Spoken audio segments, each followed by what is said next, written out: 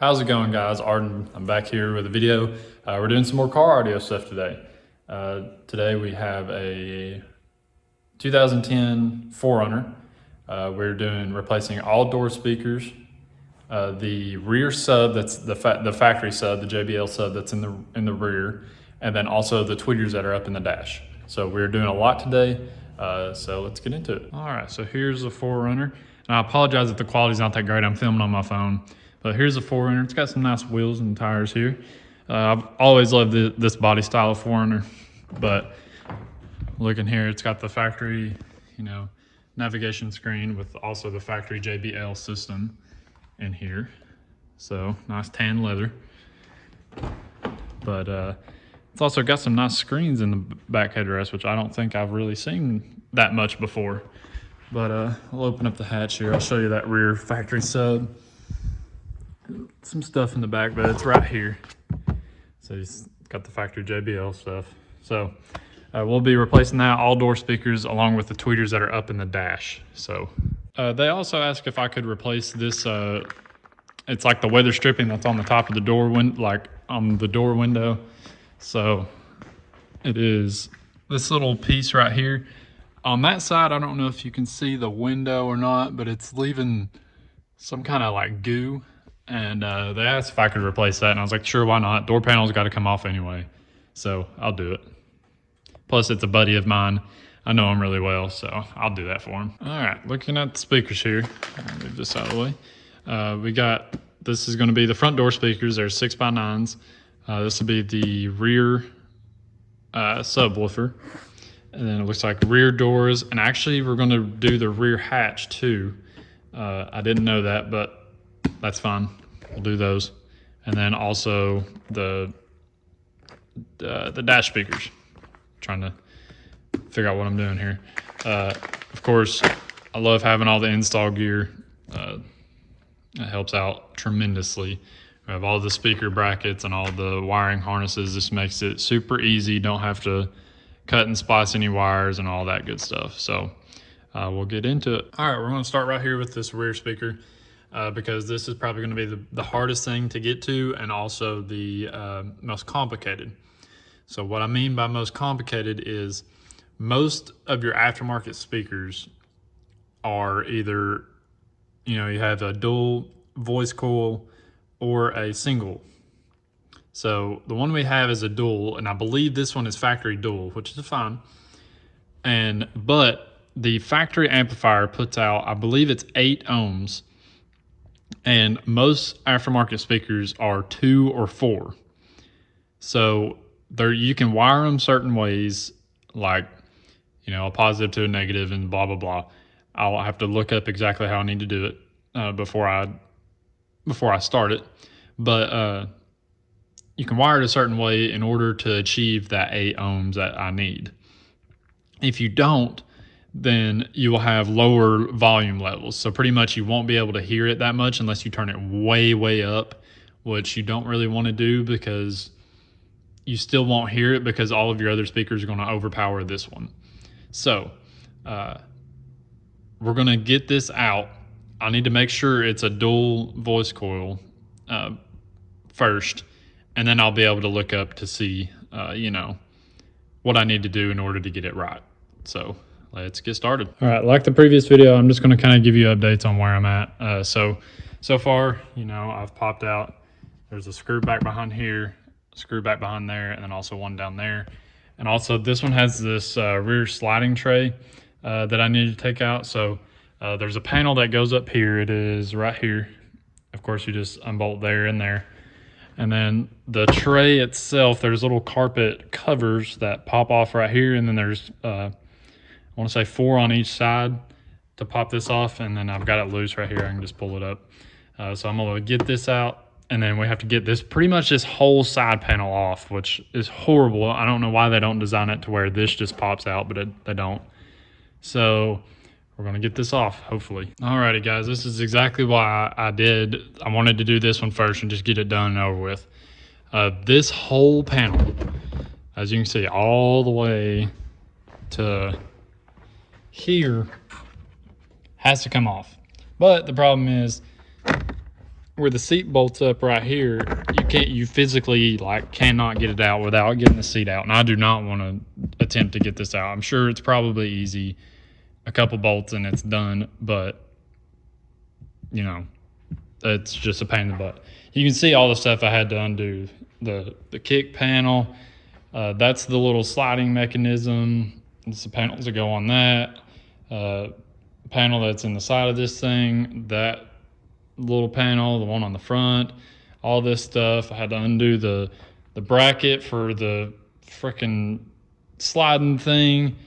Like everything has to come out in order to just do this. And all the room I get is like this. I've got it hanging down right now, the factory one, because it's kind of a pain in the butt to try to get unplugged.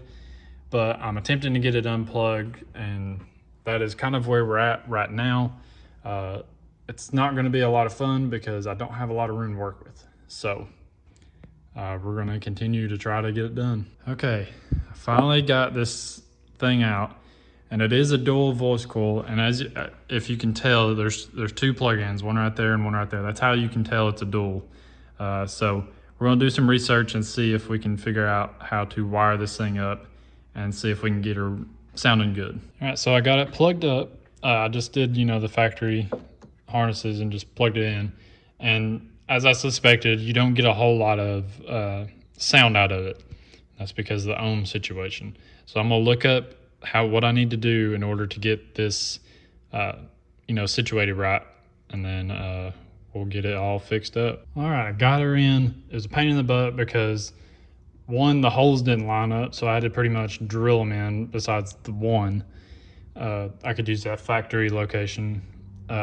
Second thing is, this is a 2 ohm, and you can't wire a 2 ohm to an 8 ohm load, which sucks. But I did a 2 ohm to a 4 ohm, and it sounds pretty good. It's a little louder than it was just plugged in regularly.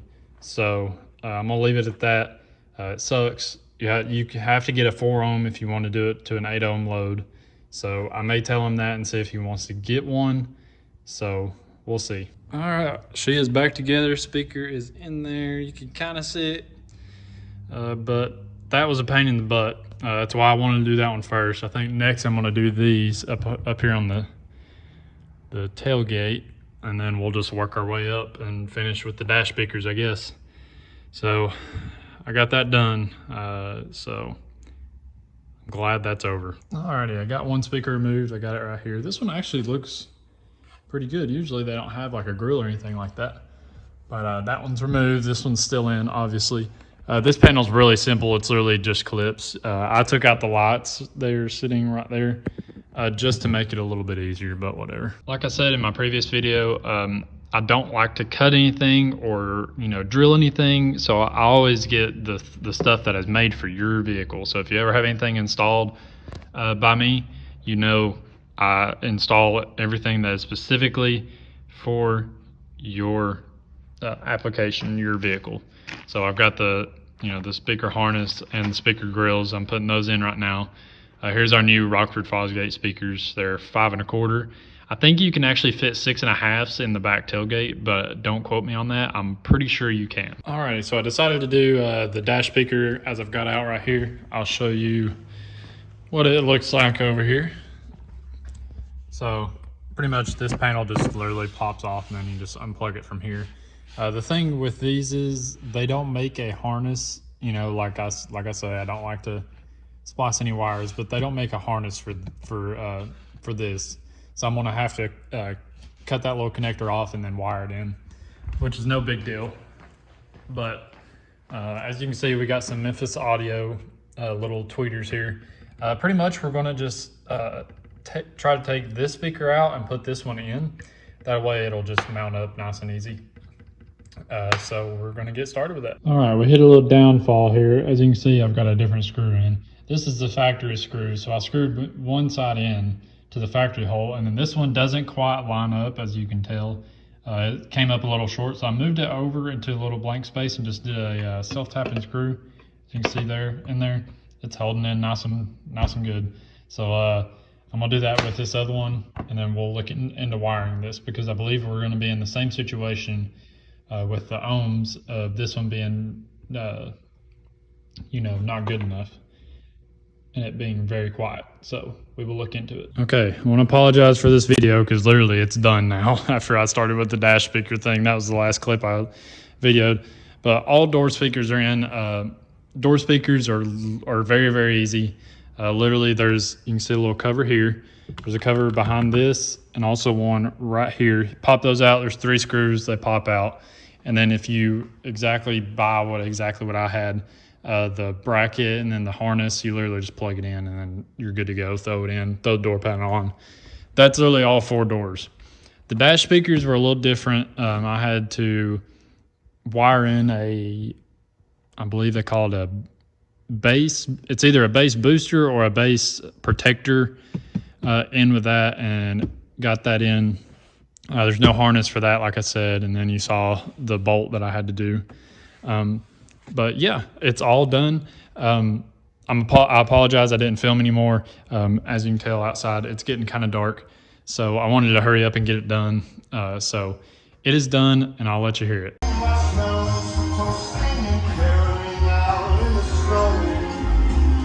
Scary ghost stories and tales of the glories of Christmases long, long ago.